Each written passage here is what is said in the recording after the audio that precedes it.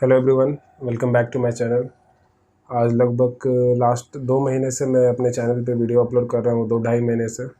और मैंने लगभग काफ़ी सारे ट्यूटोरियल्स वाटर कलर के ऊपर, लैंडस्केप, पोर्ट्रेट के ऊपर अपलोड किए हैं। लेकिन कहीं ना कहीं अभी तक के मेरे जितने भी ट्यूटोरियल्स है, जितने भी वीडियो है, वो उन लोगों के लिए हैं इनको थोड़ा बहुत ड्राइंग आता हो, थोड़ा बहुत वाटर कलर का नॉलेज हो और वो इम्प्रूव करना चाहते हैं। और उन लोगों को तो काफ़ी प्रॉब्लम होता है मेरे वीडियो को फॉलो करने में, जो अभी बस स्टार्ट कर रहे हैं, स्टार्ट करना चाह रहे हैं, ड्राइंग हो चाहे वाटर कलर हो। तो आज का जो वीडियो है ये एक वीडियो सीरीज़ होने वाला है। और अभी मैं कम्प्लीटली एक बेसिक से स्टार्ट करने वाला हूँ, बेसिक ऑफ ड्राइंग से। और ये वीडियो जो होने वाला है वो लगभग सबके लिए है, जो भी ड्राइंग स्टार्ट करना चाहते हैं, जो भी अपने ड्राइंग को इम्प्रूव करना चाहते हैं, जो भी अपने स्केच को इम्प्रूव करना चाहते हैं, उनके लिए है। लाइन एक ऐसा चीज़ है जिसको इम्प्रूव किए बिना हम लोग आर्ट के किसी भी पहलू में आगे नहीं बढ़ सकते हैं, चाहे वो कोई भी मीडियम हो, वाटर कलर हो, ऑयल पेंट हो, चाहे वो स्केचिंग ही क्यों ना हो। तो काफ़ी सारे बिगनर्स में मैं यही देखता हूँ कि लाइन के ऊपर काम किए बिना ही लोग अर्ली स्टेज में डिटेल में घुस जाते हैं। और डिटेल में घुसने का सबसे बड़ा कारण है सोशल मीडिया। लोगों को मतलब क्या बोले, हड़बड़ी होता है कि मैं जल्दी से एक काम करूँ, जल्दी से कुछ भी स्केच करूँ, उसको सोशल मीडिया पे पोस्ट कर दूँ। तो ये एक जो चीज़ है, इसके वजह से इम्पेशेंस बढ़ रहा है आर्ट के स्टूडेंट्स में। और इसके वजह से जो बेसिक चीज़ होता है, बेसिक बी से बेसिक एंड बी से बोरिंग,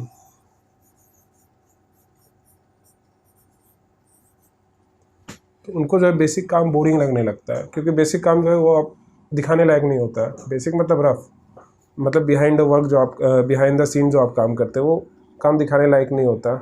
तो इसके वजह से क्या हो रहा है, लोग अपने बेस को इम्प्रूव किए बिना ही डिटेलिंग की ओर घुस जा रहे हैं, जिसके वजह से काम में इम्प्रूवमेंट नहीं आ रहा है। अगर रेगुलर काम भी कर रहे हैं लेकिन सिर्फ सोशल मीडिया पे पोस्ट करने के लिए कर रहे हैं, तो फिर उसमें इम्प्रूवमेंट आने का चांस नहीं। जब तक आप बेसिक लेवल पे उतर के काम नहीं करते तब तक इम्प्रूवमेंट आने का कोई चांस नहीं है। तो आज का जो ये टॉपिक है वो हमारा लाइन के ऊपर होने वाला, लाइन्स। तो सबसे पहले देखते हैं कि गड़बड़ी कहाँ हो रहा है, मतलब क्या नहीं करना है। जब हम लोग लाइन को प्रैक्टिस करेंगे तो क्या नहीं करना है, लोग क्या करते हैं और कैसे इम्प्रूव करना है, कैसे उसको प्रैक्टिस करना है, उस चीज़ को कैसे उसको डेवलप करना है, ताकि आगे चल के जब हम स्केच करेंगे, चाहे वो किसी मीडियम में कलर करने के लिए स्केचिंग हो, चाहे सिर्फ नॉर्मल पेंसिल स्केच हो या ड्राई स्केच हो, जो भी हो, तो आप कुछ भी मीडियम में काम करो, आपका जो लाइन है, जो लाइन जो होता है वो फंडामेंटल होता है ड्राइंग का, किसी भी ड्राइंग का। जैसे हम लोग कुछ भी कलर करने के लिए पहले हम लोग ड्रॉ करते हैं, पहले उसका आउटलाइन ड्रॉ करते हो, तो आउटलाइन जो है वो स्केलेटन है। और स्केलेटन का भी जो बेस है वो है लाइन। लाइन स्ट्रांग नहीं होगा तो आउटलाइन स्ट्रांग नहीं होगा।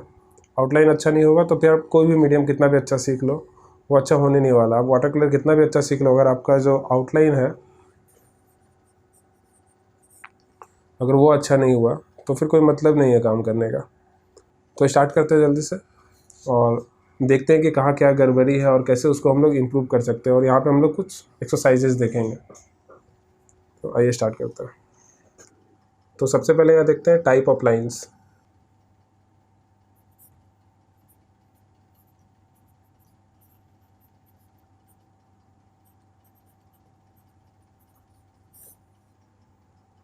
तो सबसे पहला लाइन है ये,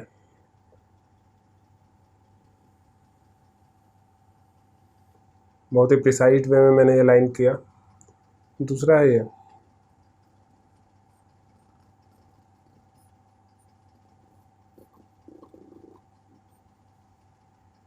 तीसरा,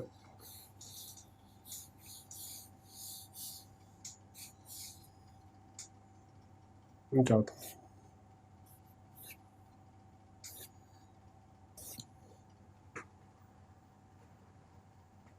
तो अब ये चारों लाइन में डिफरेंस क्या है, ये जो लाइन है ये काफ़ी प्रिसाइज्ड है।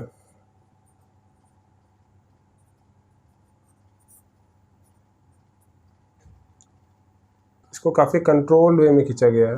दूसरा जो लाइन है ब्रोकन लाइन,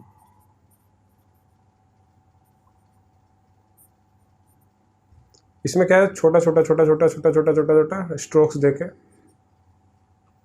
उस लाइन को कंप्लीट किया गया।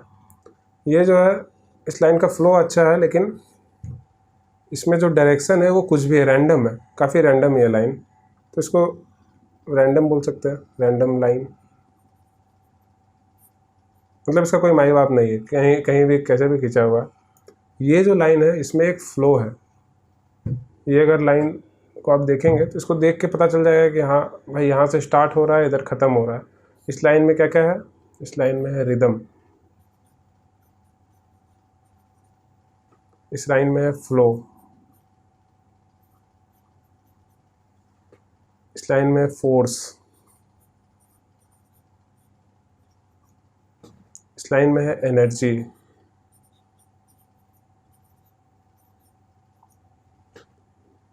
ये एक बार में यहाँ से यहाँ तक खींचा गया आर्क है। और जरूरी नहीं है कि सिर्फ आर्क ही हो, आप चाहे तो ऐसे लो, कोई भी शेप, ये लो, ऐसे बनाओ।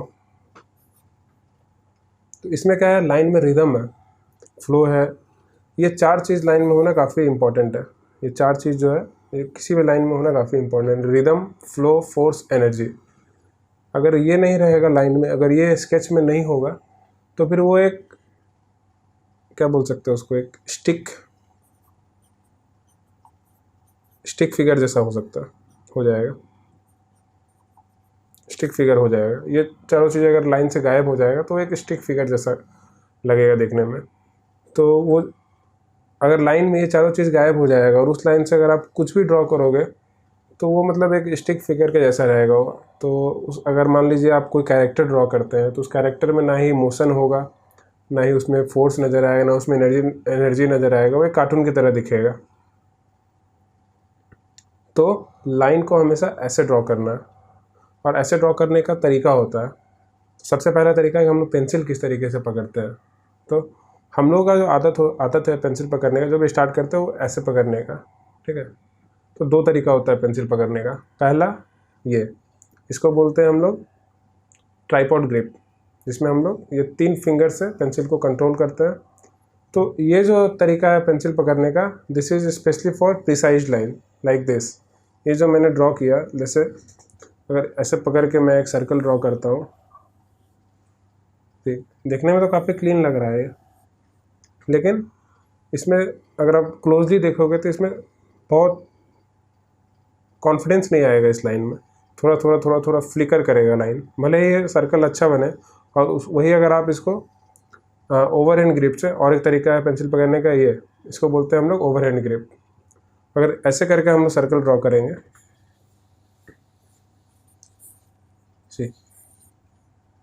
भले ही सर्कल वो परफेक्ट नहीं है, लेकिन इस सर्कल में एक एनर्जी फ्लो हो रहा है। इस सर्कल में जो आर्क बना है उसमें एक रिदम है। और ज़रूरी नहीं है आपको एक बार में सर्कल बना देना है, आप इस तरीके से कर सकते हैं। वैसे इसको हम लोग बोलते हैं एयर ड्राइंग। जैसे आपको एक सर्कल ड्रॉ करना एक बार में नहीं हो रहा तो आप बस अपने हाथ को वहाँ पे थोड़ा घुमाइए, उसके बाद अचानक से आगे आप धीरे धीरे करके इसको इम्प्रूव करिए, एक के ऊपर एक। ज़रूरी नहीं एक बार में बनाना। हो गया। अगर एक लाइन खींचना है, अगर आपको इस पॉइंट तक एक लाइन खींचना है, तो अगर आप ऐसे करके खींचोगे तो यहाँ से यहाँ तक एक ही जैसा लग रहा है। इसमें ना कोई फ्लो है, ना इसमें कुछ एनर्जी है, कुछ पता नहीं चल रहा है कहाँ से कहाँ तक ट्रैवल कर रहा है लाइन। ना डायरेक्शन है, ना फोर्स है, ना एनर्जी है इसमें। वही अगर आपको एक पॉइंट से दूसरा पॉइंट जाना है, एक बार में ऐसे खींचिए, ठीक है। एक बार में कितना डिफरेंस है दोनों में। इसमें एक एनर्जी का फ्लो दिखना चाहिए लाइन में। तो वो करने का तरीका क्या है? कुछ भी ड्रॉ करने में सबसे इम्पॉर्टेंट जो चीज़ है वो है आपका हैंड का मूवमेंट, कंप्लीट आर्म का मूवमेंट। लेकिन बचपन से हम लोग जब पेंसिल और पेन यूज़ कर रहे होते हैं, पेन तो नहीं, पेंसिल हम लोग बचपन से यूज़ कर रहे होते हैं लिखने के लिए। तो जब हम लोग लिखने के लिए यूज़ करते हैं तो हम लोग पेंसिल को ट्राइपॉड ग्रिप में पकड़ते हैं। ट्राइपॉड ग्रिप भी इंपॉर्टेंट है ड्राइंग में। ऐसा नहीं है कि ड्राइंग में हम लोग ट्राइपॉड ग्रिप नहीं, सिर्फ ओवर हैंड ग्रिप में ही पकड़ेंगे। ट्राइपॉड ग्रिप भी इंपॉर्टेंट है, लेकिन जब हम लोग ड्राइंग स्टार्ट करते हैं, जब हम लोग स्केच स्टार्ट करते हैं, तब हम लोग को ओवर हैंड ग्रिप में ही पकड़ना चाहिए। लेकिन हम लोग का जो आदत होता है वो ट्राइपॉड ग्रिप का। पहले देख ले ट्राइपॉड ग्रिप का काम क्या है और ट्राइपॉड ग्रिप कैसे काम करता है। ट्राइपॉड ग्रिप में जो हम लोग इन तीनों फिंगर से पेंसिल को पकड़ते हैं, पेंसिल हो या पेन हो, जो भी हो, उसको हम लोग पकड़ते हैं। तो इसमें क्या है, पेंसिल के ऊपर हमारा पूरा कंट्रोल होता है, और पूरा जो कंट्रोल होता है वो बस 3 फिंगर का मूवमेंट के ऊपर डिपेंड करता है। जब हम लोग ऐसे लिखते हैं, जैसे मैं यहाँ पे अपना नाम लिख रहा हूँ, देख रहे हैं अनुपम पाठक, मैंने यहाँ से यहाँ तक लिखा, तो इसमें जो मूवमेंट हो रहा है वो सिर्फ ये 3 फिंगर का हो रहा है। देखिए हाथ मेरा घूम रहा है सिर्फ अपना पोजीशन, इस ये कलाई है उसका पोजीशन चेंज करने के लिए ये मूव कर रहा है, लेकिन लिखने के लिए ये जो स्ट्रोक्स पढ़ रहे हैं, स्ट्रोक्स में जो मूवमेंट है वो सिर्फ फिंगर का मूवमेंट, उसमें हाथ का मूवमेंट का कुछ नहीं है, उसमें हमारा सिर्फ फिंगर का मूवमेंट है। तो ये ट्राइपॉड ग्रिप जो है वो यूज़ होता है प्रिसाइज वर्क के लिए। जैसे कि हम लोग लिखते हैं, लिखना एक काफ़ी प्रिसाइज वर्क है, नहीं तो फिर बचपन से हम लोग सिखाया था ऐसे करके रूल बुक या रूल कॉपी नोटबुक ऐसे आया करता था 2 लाइन्स के बीच में लिखना, तो उस रूल बुक या रूल नोटबुक में लिखने का हम लोग को आदत होता है बचपन से, उसमें लिखने के लिए हम लोग को प्रिसाइज वे में लिखना पड़ता है, तो उसके लिए पकड़ने का तरीका ये है।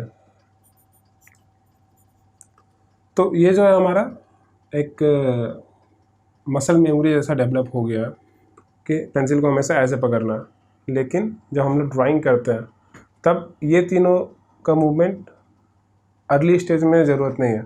ये तीनों का मूवमेंट तब ज़रूरत है जब हम लोग अपने ड्राइंग को रिफ़ाइन कर रहे होते हैं, ठीक है, कलर करने से पहले। जैसे कि मान लीजिए एक सर्कल बनाना है, ठीक है, पहले हम लोगों ने ओवरहैंड ग्रिप से ऐसे एक सर्कल किया, अब इस सर्कल को कलर करना है, तो कलर करने से पहले यहाँ पे जब हम लोग ऐसे ओवरहैंड ग्रिप में बना रहे हैं तो एक बार में सर्कल बनेगा नहीं, हम लोग 2 बार 3 बार चला के उस सर्कल को परफेक्ट करते हैं। उसके बाद जो परफेक्ट लाइन होगा, जो सबसे जो परफेक्ट सर्कल बना होगा अंदर में, उसको हम लोग प्रिसाइज वे में थोड़ा इससे शार्प करके निकाल लेते हैं बाहर।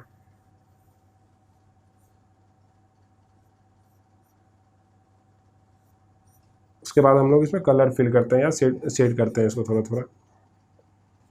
तो जब हम लोग काफ़ी डिटेल में काम करते हैं, जब हम लोग छोटा छोटा प्रिसाइज वर्क करते हैं तो हम लोग को ऐसे पकड़ना है। लेकिन जब हम लोग बेसिक वर्क जब हम लोग स्टडी कर रहे हैं, जब हम लोग स्केच का भी एक बेस लेयर तैयार कर रहे हैं, स्केच भी हम लोग डायरेक्ट नहीं करते, स्केच का भी एक बेस लेयर होता है। अच्छा, अगर हम लोग पोर्ट्रेट बनाएंगे तो उसमें पहले हम लोग ऐसे सर्कल बनाएंगे या फिर साइड में ऐसे ऐड करेंगे। इसमें पहले हम लोग फेस का स्ट्रक्चर बनाते हैं, ये हो गया फेस का स्ट्रक्चर हो गया, ये हो गया साइड फेस हो गया, ऐसा कुछ फेस का स्ट्रक्चर हो गया। पहले हम लोग स्ट्रक्चर ड्रॉ करते हैं, उसके बाद फिर हम लोग इसमें जब फेशियल फीचर ऐड करेंगे, जैसे ये आईज हो गया, नोज हो गया, लिप्स हो गया, जब ये सब ऐड करेंगे तो हम लोग पेंसिल को ऐसे पकड़ सकते हैं। लेकिन जब स्ट्रक्चर बनाते हैं, चाहे वो फेस का स्ट्रक्चर हो, हेड का स्ट्रक्चर हो, बॉडी फिगर का स्ट्रक्चर हो, एनाटॉमी हो या फिर लैंडस्केप हो, तब हम लोग पेंसिल को हमेशा ओवरहैंड ग्रिप में पकड़ते हैं। ओवरहैंड ग्रिप में पकड़ने से क्या होता है, अब अगर हम लोग यहाँ पे कुछ ड्रॉ करेंगे तो हम लोग का फिंगर का मूवमेंट नहीं हो रहा था, हम लोग का देखिए पूरा रिस्ट मूव कर रहा है। यहाँ पर छोटा स्ट्रोक देंगे तो पूरा रिस्ट मूव करेगा, अगर उससे थोड़ा बड़ा स्ट्रोक देंगे तो ये पूरा यहाँ से यहाँ तक हाफ हैंड पूरा मूव करना चाहिए, ठीक है। अगर पेपर और बड़ा होगा, कुछ बड़े कैनवस पे काम कर रहे हो आप, तो पूरा ये जो है पूरा मूव करना चाहिए, पूरा हाथ का मूवमेंट होना चाहिए उसमें, देख रहे हैं, ये डिफरेंस है। तो जब हाथ का मूवमेंट होता है तब जाके फ्लो और रिदम क्रिएट होता है, और अर्ली स्टेज में ये करना काफ़ी मुश्किल होगा ऐसे पकड़ के आपको काम करना, काफ़ी अनकंफर्टेबल लगेगा, क्योंकि आपका जो है मसल मेमोरी डेवलप हो चुका है ऐसे काम करने के लिए, ऐसे पकड़ने के लिए, ठीक है। तो सबसे पहले हम लोग को अपना मसल मेमोरी को इम्प्रूव करना है। वो इम्प्रूव कैसे होगा, वो इम्प्रूव करने के लिए हम लोग को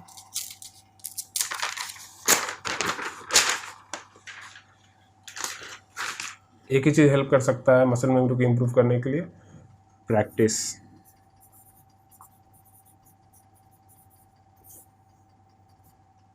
और कितना प्रैक्टिस करना पड़ेगा। मसल मेमोरी एक ऐसा चीज़ है कि जो कि डेवलप करना काफ़ी मुश्किल है, लेकिन अगर एक बार डेवलप हो गया मसल मेमोरी तो फिर वो लाइफ लॉन्ग रहेगा आपके साथ। अगर आप आर्टिस्ट हैं तो आप लाइफ लॉन्ग स्केच करेंगे, लाइफ लॉन्ग कुछ भी करेंगे।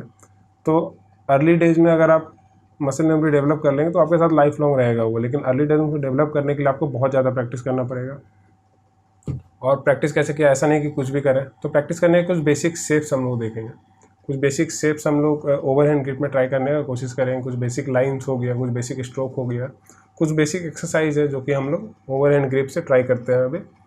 और उसके बाद एक छोटा सा फिगरेटिव डेमो दूंगा मैं इसी वीडियो में, ताकि आज जो भी हम लोगों ने स्ट्रोक्स डालना, लाइन बनाना सीखा, उसको कैसे यूज़ किया जाए, उस फ्लो को कैसे हम लोग फिगर ड्राइंग में यूज़ कर सकते हैं, वो देखते हैं।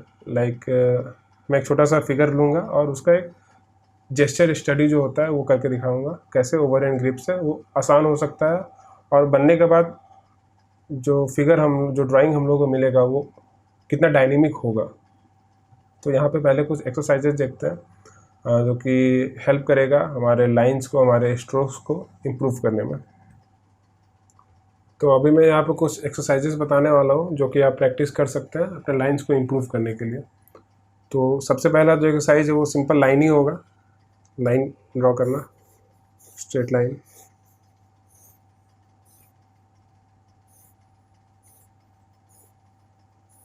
स्टार्ट करेंगे हम लोग रैंडम लाइन से, ओके।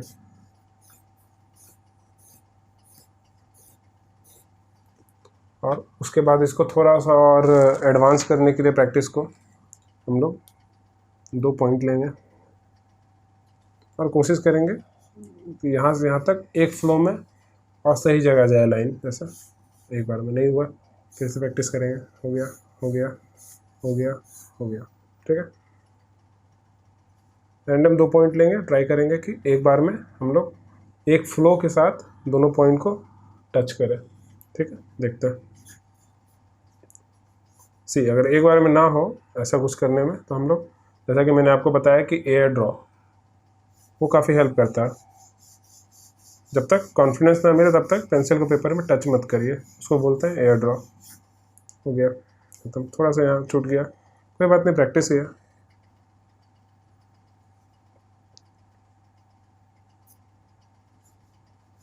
यहाँ तक करना,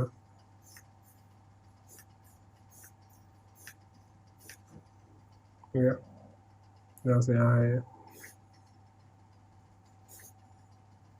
एक बार में नहीं होगा तो दूसरे बार में होगा, दूसरे बार में नहीं होगा तो तीसरी बार में होगा, लेकिन होगा ज़रूर। ये हो गया लाइंस के लिए। लाइंस के बाद आता है कर्व्स। तो कर्व्स के लिए हम लोग पहले सिंपल आर्क से स्टार्ट करेंगे। सिंपल आर्क हो जाएगा ये सी कर्व। फिर कुछ भी है इसमें एक एनर्जी है, पता चल रहा है कि यहाँ से स्टार्ट हो रहा है, इधर आगे ख़त्म हो रहा है, कहाँ पे ज़्यादा फोर्स लग रहा है, इस एरिया में कितना फोर्स लग रहा है, डायरेक्शन पता चल रहा है, इसमें फ्लो है इस लाइन में, यहाँ पे ये बेंड हो रहा है, यहाँ पे साफ दिख रहा है कि यहाँ पे बहुत ज़्यादा फोर्स लग रहा है ना। ये हो गया सी कर्व। सी कर्व में भी हम लोग वैसा कर सकते हैं, हम लोग 2 पॉइंट ले सकते हैं, तीसरा पॉइंट भी ले सकते हैं, ट्राई करेंगे। इससे क्रॉस करें लाइन, इससे क्या होगा, ये प्रैक्टिस से क्या होगा, ऐसे अगर नॉर्मल आप प्रैक्टिस करोगे तो उसमें आपका जो फ्लो है उसका प्रैक्टिस होगा, और जब आप पॉइंट बना के प्रैक्टिस करते हो उसमें आपका फ्लो के साथ साथ आपका हैंड आई जो कोऑर्डिनेशन है वो सुधरेगा, साथ ही साथ आपका जो स्ट्रोक्स है वो और प्रिसाइज होता चला जाएगा। तो आपको बार बार ऐसे सर्कल बनाने के लिए आपको बार बार ऐसे घुमाने की ज़रूरत नहीं है, आप एक बार में घुमाओगे सर्कल बन जाएगा, एक बार में घुमाओगे सर्कल बन जाएगा, एक बार में घुमाओगे रेक्टेंगल बन जाएगा, लाइन बन जाएगा। तो जब पॉइंट के बीच में जब हम लोग प्रैक्टिस करते हैं तो इससे क्या होता है कि प्रिसीजन बढ़ता है धीरे धीरे। एक बार में एक पॉइंट से दूसरे पॉइंट तक चला गया, 2 पॉइंट चला गया, ठीक है। कभी कभी आप ऐसे ड्रॉ करके भी, ऐसे पकड़ के भी ड्रॉ कर सकते हो ट्राइपॉड में, लेकिन जो मूवमेंट है ऐसे पकड़ने में कोई प्रॉब्लम नहीं है, लेकिन मेरा तो देखिए ऐसे पकड़ने में भी मेरा हाथ का मूवमेंट जो है वो हो रहा है, फिंगर का मूवमेंट हो ही नहीं रहा, फिंगर को मैंने स्टिफ रखा हुआ है। और उससे भी अच्छा है अगर आप ऐसे पकड़ते हो तो पेंसिल थोड़ा बड़ा लीजिए और उसको दूर पकड़िए, सी इतना अच्छा फ्लो बन रहा है लाइन में।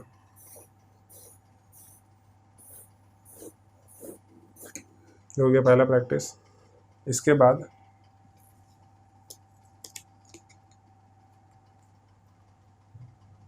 पहला हो गया लाइन, पहले हो गया लाइन और आर्क।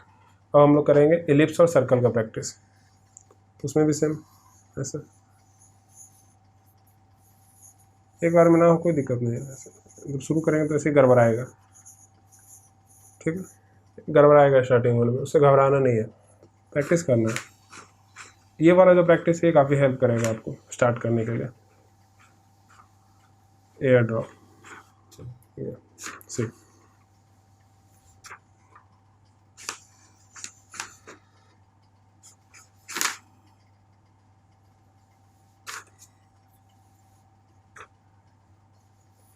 सर्कल बनाइए, इलिप्स बनाइए। पहले एक बार वो फ्लो आ जाएगा शेप में, उसके बाद फिर उस शेप को इम्प्रूव कर लिया जाएगा। उसमें शेप को इम्प्रूव करना कोई बड़ा बात नहीं है। नॉर्मल एक बार ये हो गया, थोड़ा सा गड़बड़ाया होगा, अगला स्ट्रोक में उसको थोड़ा ठीक करेंगे। जैसे चपटा हो गया सर्कल बनाना, अगला स्ट्रोक में इसको थोड़ा ऊपर कर देंगे, वैसे करके काम करना। ठीक है, फ्लो को मेंटेन करना, शेप अपने आप मेंटेन हो जाएगा प्रैक्टिस में। सी बन रहा सर्कल।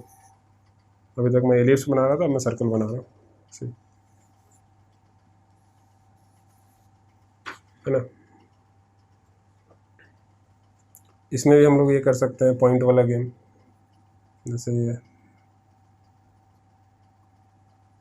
4 पॉइंट लेंगे और ट्राई करेंगे जो इलिप्स या सर्कल जो बने वो चारों पॉइंट के टच होता हुआ बने और एक फ्लो के साथ बने। उसके लिए फिर से पहले एयर ड्रॉ करेंगे। पहला बार में नहीं हुआ, फिर दूसरे बार में करेंगे, नहीं हुआ, नहीं हुआ, करते रहेंगे जब तक नहीं होगा तब तक करना। प्रैक्टिस ही तो करना, एग्जीबिशन में तो लगाना नहीं है इस स्केच को, तो घबराना नहीं है प्रैक्टिस करते टाइम में। सी जब तक कॉन्फिडेंस ना आए तब तक पेंसिल को टच नहीं करना है। हो गया ना। 1 2 3 4 पॉइंट लेंगे। ये ऐसा बन रहा है एलिप्स। जब तक कॉन्फिडेंस ना आए तब तक पेंसिल को टच नहीं करना। थोड़ा गड़बड़ा गया यहाँ, फिर से करेंगे। एक बार गड़बड़ाएगा, 2 बार गड़बड़ाएगा, देखिए बन गया सर्कल। 3 बार 4 बार करने के बाद वो एक बन गया। इसमें से जब इसको प्रिसाइज वे में करेंगे तो इसमें जो भी परफेक्ट सर्कल बना है उसको आउटलाइन करके बाकी हटा देंगे। जब मान लीजिए अगर कलर वगैरह करना हो तो उसका टाइम में। नो नेक्स्ट जो प्रैक्टिस होगा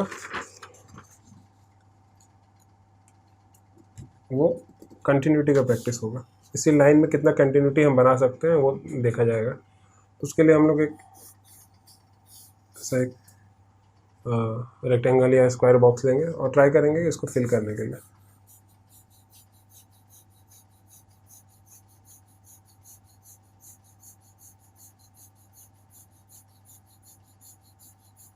ऊपर से नीचे, लेफ्ट टू राइट,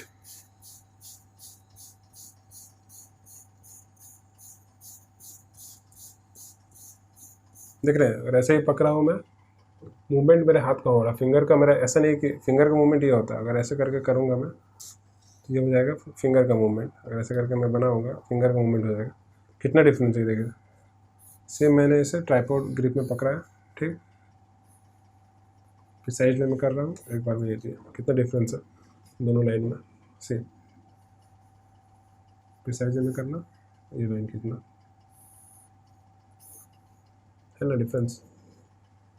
तो वो चीज़, वो जो डर जो है, अगर ऐसे करने में जो डर जो है वो आपके लाइन में दिखेगा।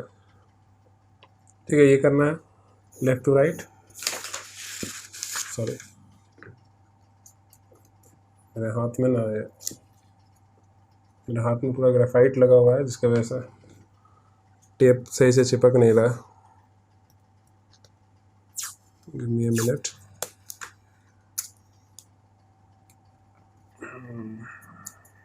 चिपकना चाहिए। Left to right, left to right, left to right, up down, up down, up down, then right to left, right to left, right to left, नीचे से ऊपर, नीचे से ऊपर, नीचे से ऊपर। ये चीज़ करना बहुत इंपॉर्टेंट है। जब हम लोग छोटे साइज़ में करते हैं तो फिर जैसे किसी को आदत होता है सिर्फ राइट टू लेफ्ट स्ट्रोक डालना, किसी को आदत होता है राइट टू लेफ्ट स्ट्रोक डालना, किसी को आदत होता है लेफ्ट टू राइट डालना। तो जब हम लोग छोटा काम करते हैं तो उसको हम लोग अपने सुविधा हिसाब से अपने गोद में रख के या फिर इधर उधर घुमा के काम कर सकते हैं। लेकिन जब हम लोग बड़ा साइज़ में काम करते हैं तो उसको ईजल पर रख के काम करते हैं, उसको वो हम लोग घुमा नहीं सकते। तो हम लोग को ये चीज़ का आर्डर डालना पड़ेगा कि कैनवस जो है वो एक ही पोजीशन में रहे और हमारा हाथ चारों तरफ मूव करे, चाहे वो लेफ़्ट टू राइट हो, चाहे वो अप टू डाउन हो, चाहे वो डाउन टू अप हो, चाहे वो राइट टू लेफ़्ट हो। ठीक है।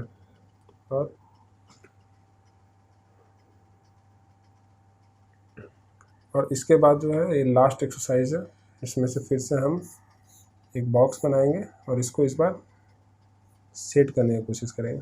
से ऐसे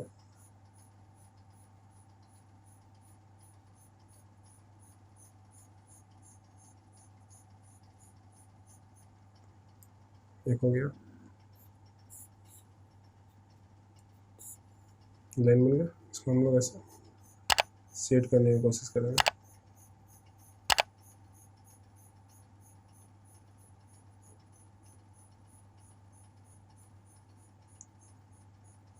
और ये करते टाइम हमारा गोल ये होना चाहिए कि ये पूरा यहाँ से यहाँ तक और ऊपर से नीचे तक यूनिफॉर्म हो। ठीक है ना, ऐसा नहीं होना चाहिए कि कहीं पे लाइट हो गया, कहीं पे डार्क हो गया। तो यूनिफॉर्म कैसे हो गया, सबके बीच में स्पेस सेम होना चाहिए और जो फोर्स से आप इसको ड्रॉ कर रहे हैं वो सेम होना चाहिए। अगर नहीं होगा तो फिर क्या होगा, ये देखिए,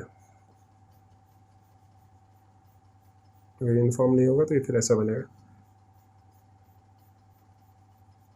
कहीं पे ज़्यादा डार्क हो जाएगा, कहीं पे स्पेस छूट जाएगा। तो वो चीज़ नहीं करना है, इसको ऐसे प्रैक्टिस करना है। ठीक है। तो ये कुछ एक्सरसाइजेस हो गए जो कि आप प्रैक्टिस कर सकते हैं अपने लाइन्स को इम्प्रूव करने के लिए।